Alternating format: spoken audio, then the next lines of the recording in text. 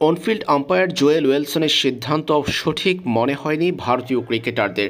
Rohit Sharma, Virat Kohli, Rishabh পান্তরা তাকিয়েছিলেন big স্ক্রিনের দিকে। ম্যাচের তখন ৫৭তম ওভারের খেলা চলছিল। দ্বিতীয় ডেলিভারি করে অজি ব্যাটার স্টিভেন স্মিথকে এলবিডব্লিউর আবেদন করেছিলেন আকাশদীপ। তাতে কোনো সাড়া দেননি জোয়েল ওয়েলসন।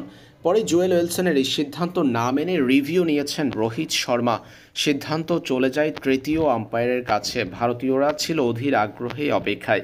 আজকের ম্যাচটায় অর্থাৎ ভারত অস্ট্রেলিয়ার মধ্যকার চতুর্থ টেস্টের টিভি আম্পায়ারের দায়িত্ব পালন করছেন বাংলাদেশের আম্পায়ার শরফুদ্দৌলা ইবনে শহীদ সৈকত, আর তিনিই দিয়েছেন নিখুঁত সিদ্ধান্ত।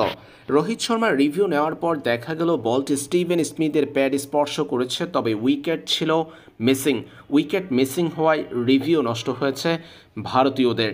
বাজে এক রিভিউ নিয়েছেন রোহিত শর্মা। রোহিতকে ভুল প্রমাণ করেছেন বাংলাদেশের আম্পায়ার, যিনি টিভি আম্পায়ারের দায়িত্ব পালন করছেন শরফুদ্দৌলা ইবনে শহীদ সৈকত। পরে অনফিল্ড আম্পায়ার জোয়েল ওয়েলসনও নিজের সিদ্ধান্ত বজায় রাখে।